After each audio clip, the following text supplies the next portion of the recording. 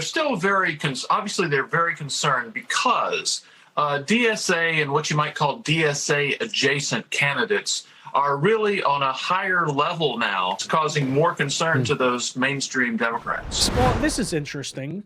Suddenly now, in an attempt to not lose general elections, we have establishment, which you might call the mainline Democrats, coming out and finally playing the disavowal game, trying to distance themselves from certain people and ideas, to which you might say, hey, that's refreshing. Are you saying that the Democrats are finally disavowing Hasan Piker and the DSA? No, that's not what we're referring to. Actually, as a matter of fact, the establishment Democrats still remain way too scared of those people who are actually controlling their party in reality. No, rather what we're referring to is, in sort of this flailing attempt to get ahead of some of these things, they're actually kind of turning the knives on each other, right? So we have, for example, the current Minnesota Senate nominee for the Democrats. We covered this woman. She's a crazy lady by the name of Peggy Flanagan, basically obsessed with transing the kids and stuff like that. You see her right here on the screen.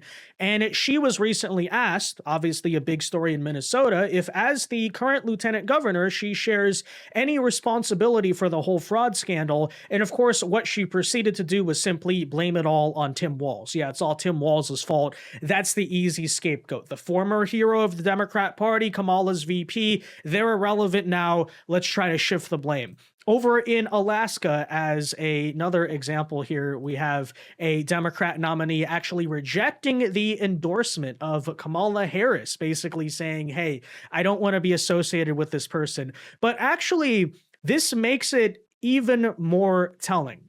That, because if you've heard anything as of late, the excuse that Democrats are giving as to why they won't disavow or criticize the DSA is that they're a big tent party, right? Have you noticed that? Hey, we're running a message of unity. We're here to unite, not to divide. That's why we won't say things like, for example, socialism and communism are bad, or that, we shouldn't associate with people who said that America deserved 9/11 and, foreign Chinese assets and many such other things.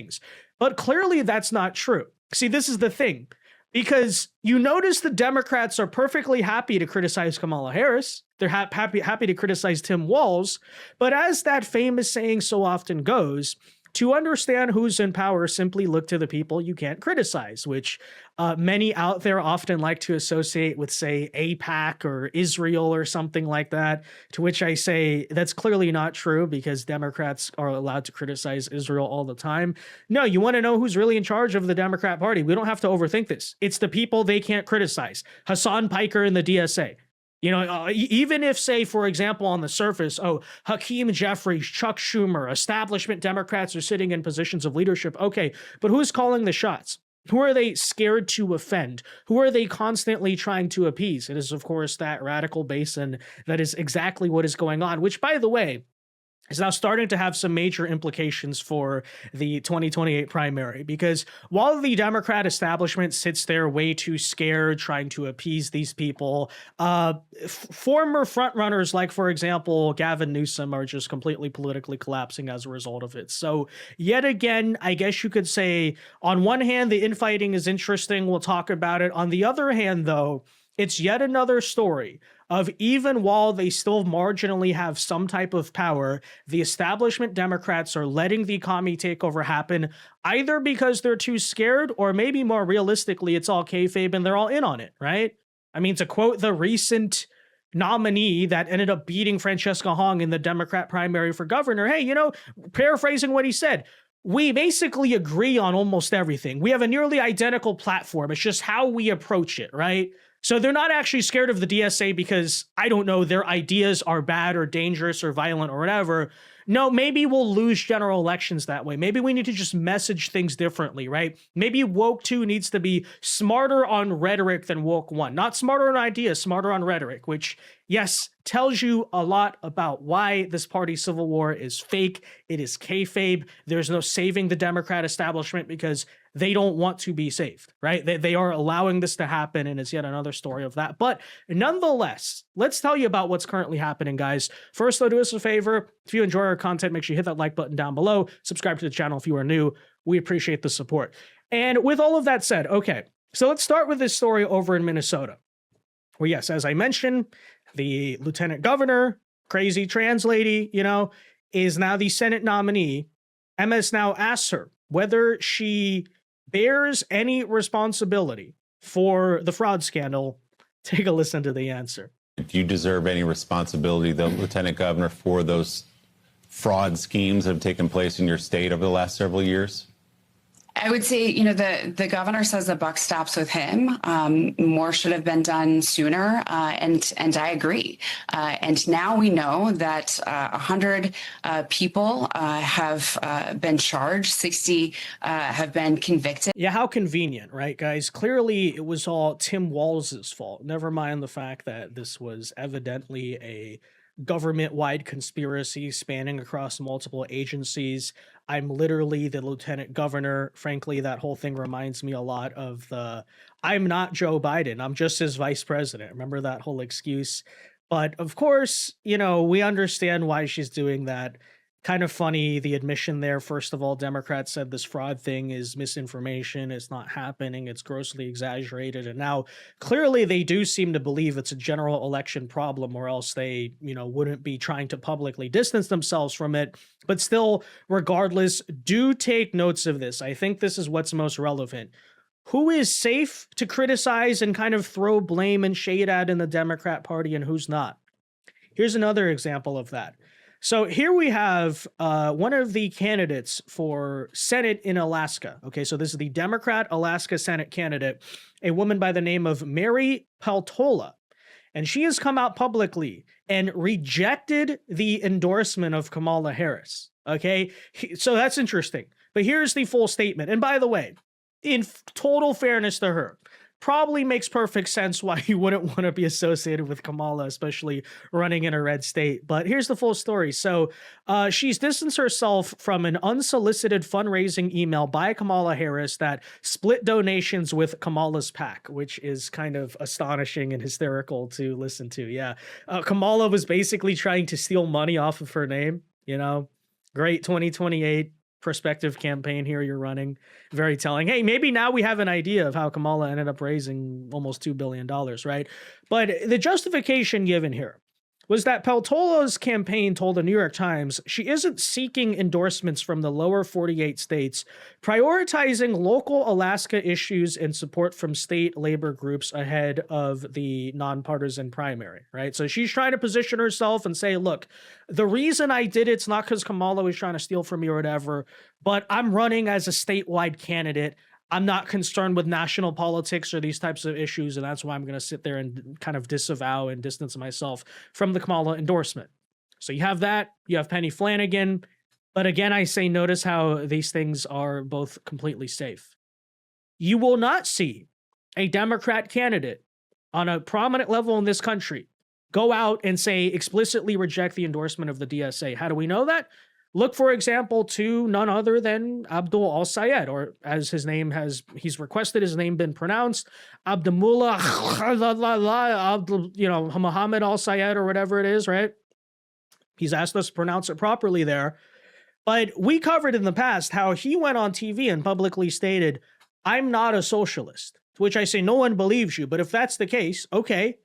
So are you going to reject the DSA endorsement then? Are you going to reject the endorsement of publicly avowed socialists and communists? Oh, wait. No, they won't do that, though. They won't do that because why? Again, despite all of this sort of kayfabe disavowing and infighting against the two safest people to actually criticize in the Democrat Party, that being Kamala Harris and Tim Walz, Democrats in their supposed bravery and courage and now new wisdom and political foresight won't criticize the actual people who are in charge. And what's, of course, even further more hilarious about this is if you listen to progressive media, you listen to Hasan, TYT, Kalinsky, all of these characters, they'll often try to LARP as these outsiders, right? As these revolutionaries. We're fighting hard against the establishment and we have all these special interests against us and all this stuff, right?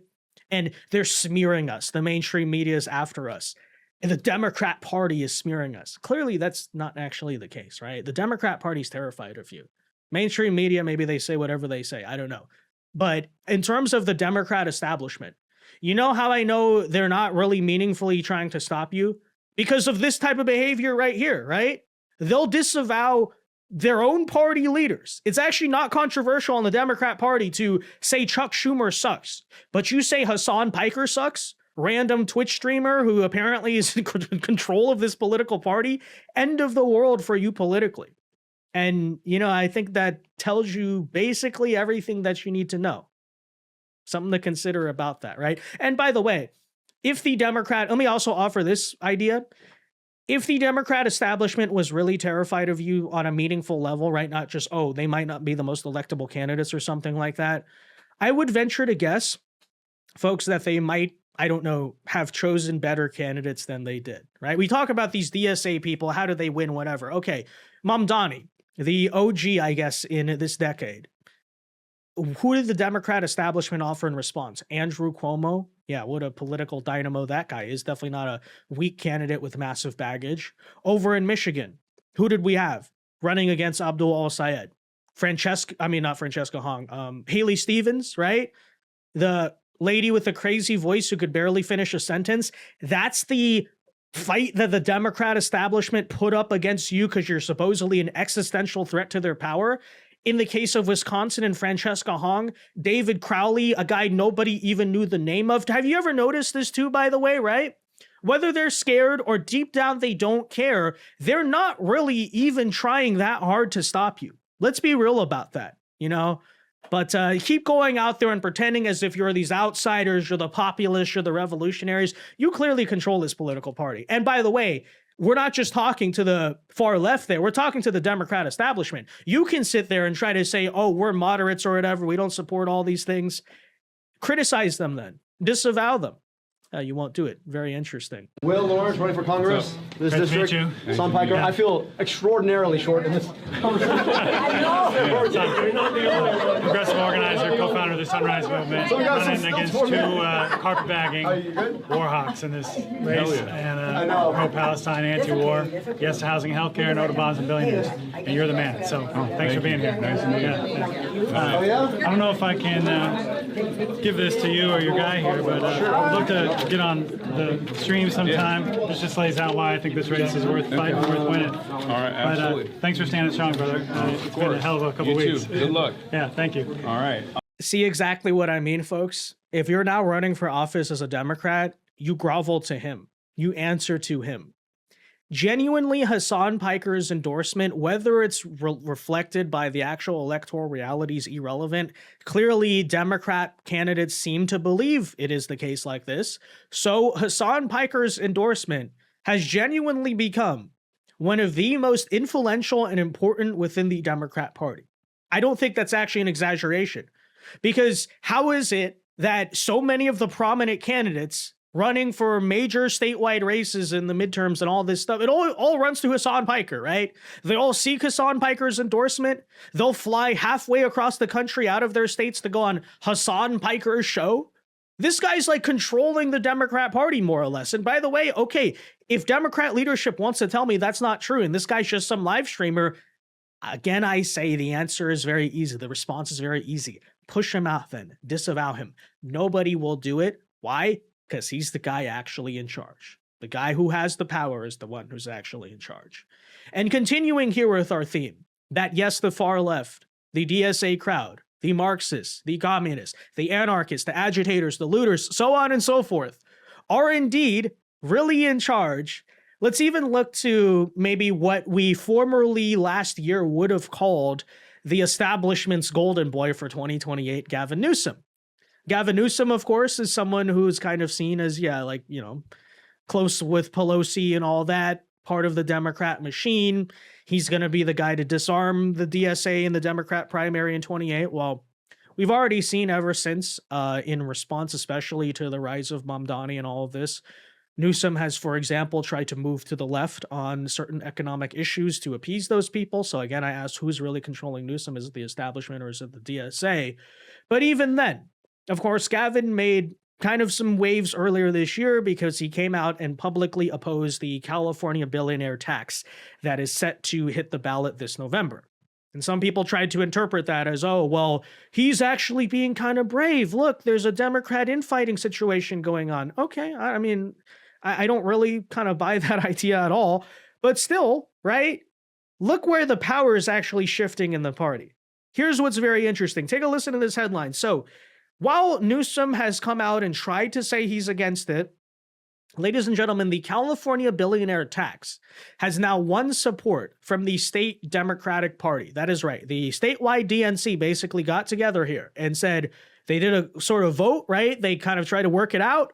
In the end, they voted to endorse the measure. So yes, it is now being officially endorsed by the Democrats in California and by the machine, by the institution, by the party infrastructure, where the power centers in the party actually are. You wonder who's in charge of them. Here's your answer. Despite the fact that the supposed quote-unquote establishment leader in charge said he's against it, look at where the real power is actually shifting. They came out and said they support it. You can see right here, endorsement of the ballot proposal at the party meeting comes despite deep divisions among Democrat figures that are there on the major stage.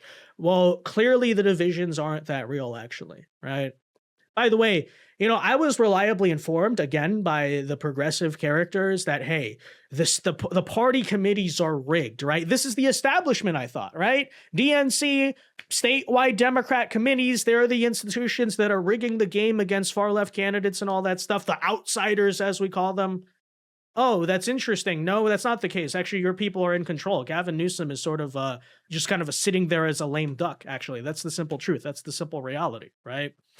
And by the way, even looking ahead, for example, to 2028, you know, it's going to be very interesting, actually, to find out whether the so-called Democrat establishment will manage to, quote unquote, fend off the DSA progressive characters, which honestly, I don't think is going to be the case at this point, right?